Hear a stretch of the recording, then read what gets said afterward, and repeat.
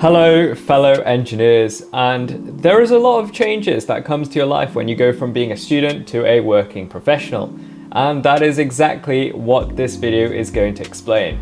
So I just recently graduated from aerospace engineering just this year, and I've been working in London as a software engineer. So, I've been a student and I've been a working professional, so I'm here to tell you what the differences are and what you should be prepared for. So let's start with some of the positives. And one of the big positives is actually that you get money coming in that is not from student loans, that is also not from your parents. And basically being able to survive on your own money and not having to borrow money or use your parents' money is awesome, because you build that ability to be more independent and you can rely on yourself pretty much from now on. The next positive thing is kind of scary, but pretty exciting at the same time, and that's that there is no one way to succeed in the workplace. And unlike in university or school where you have to study for exams and you have to pass the exams to actually succeed, there's no clear path on how to do so. So that means you can approach how to succeed in any way you want, which I think is pretty exciting compared to when you were a student. See, people measure success in different ways, but I personally measure it with three things: so wealth, freedom, and also being able to do what you love. And I think if you have all three of those things, I would consider you successful. And that's my sort of goal of what success looks like for me. Another cool thing about being a working professional compared to being a student is that you're supposed to only work a finite amount of time. So for example, you have to go to work say at 9 and finish at 5, and you're not expected to work things outside of those hours.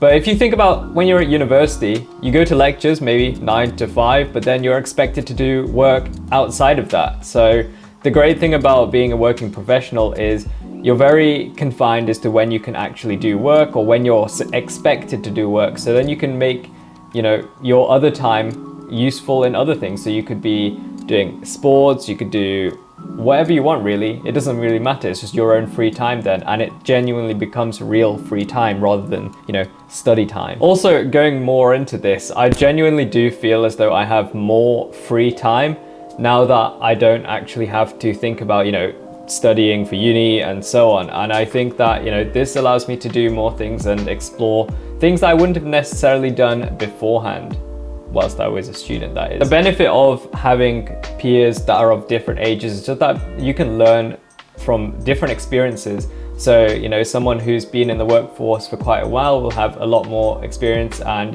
learnings compared to someone who's not. But then again, the younger people may have new and fresh ideas and completely different ideas to what older people have. So, it's great to interact with everyone because you get like a really all-rounded view on certain topics, certain industries, and whatever. So this last point can be very company specific, but some companies, especially the top companies, offer you a range of benefits if you join a company. So you might get discounted memberships on gyms, you might get discount memberships, not memberships, but discounts on places where you shop.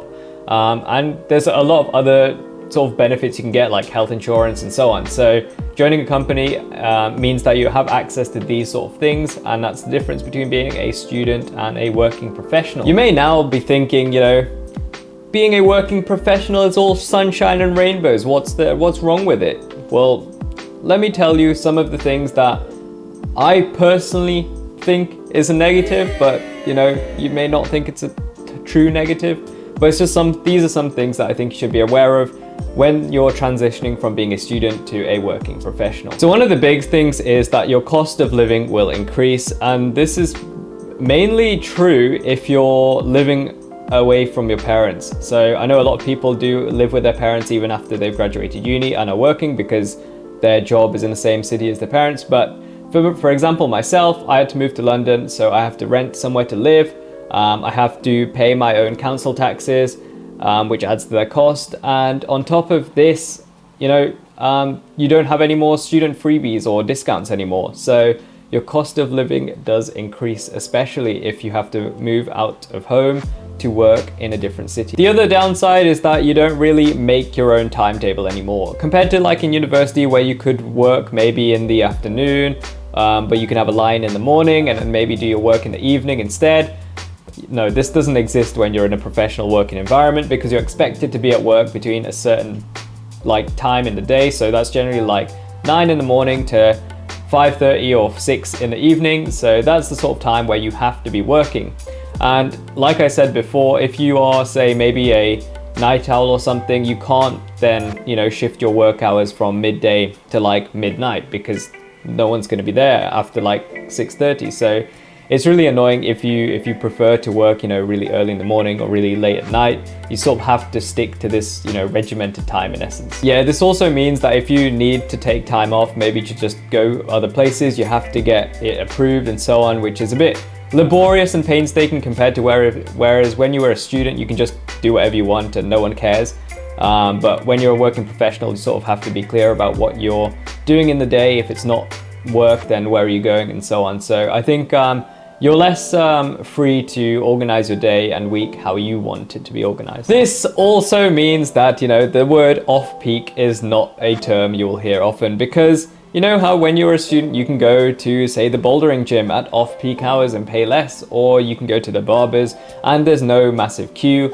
Well, that doesn't exist for you, because you're now conforming to how a majority of the people work in the world. So everyone's going to be free in the evenings or really early in the morning, which is the times when, it's going to be super busy at, like, say, the gym or the barbers or wherever you want to go. So yeah, there's a heads up. Off-peak may not be a term or a thing you get used to for when you're a working professional. So now we got rid of the major espresso depresso portion of being a working professional.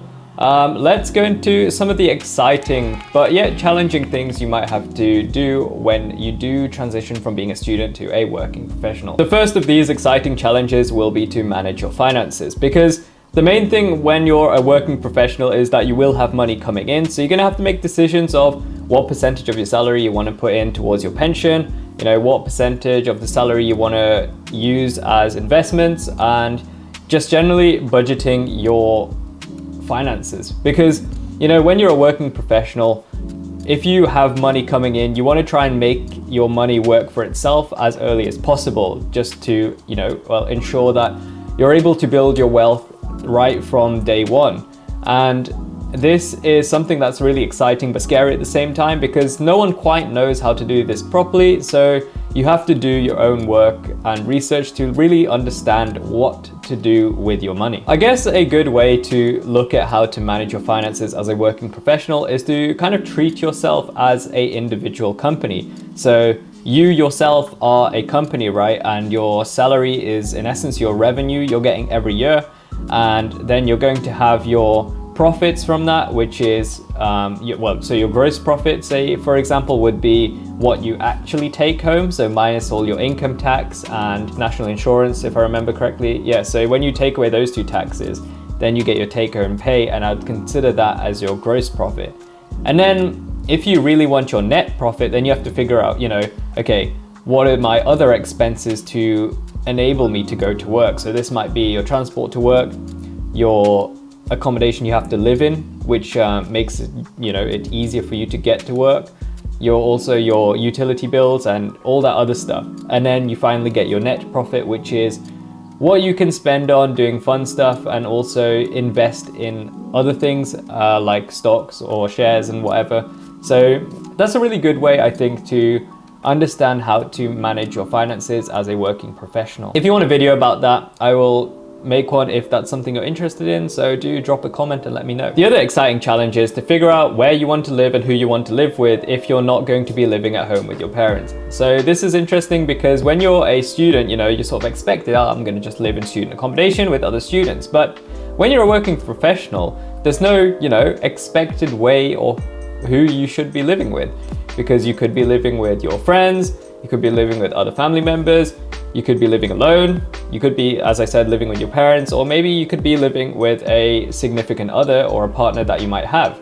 So you have a whole choice of who you could potentially live with. And this is pretty exciting because, you never know who that could be. So you're going to have to make that decision really. And that decision is going to be factored on many things, like whether or not you do want to live with that person, and also the cost of living, alone with other people and so on. Ultimately, there is a big difference between being a student and a working professional because, as a student, you're sort of expected to do certain things, but as a working professional, you're safety gear and stabilizer wheels are all off, so you can live your life how you want to. And also no one's there to, you know, ensure you're making the right decisions. So you sort of have to be aware of, you know, what you should be doing, what you shouldn't be doing. And this all just comes down to you taking the time to, you know, learn about things like managing your finances and, you know, how to progress in your career and I guess develop your own skills outside of work. So that's the best advice I can give you, and also trying to help you understand the differences between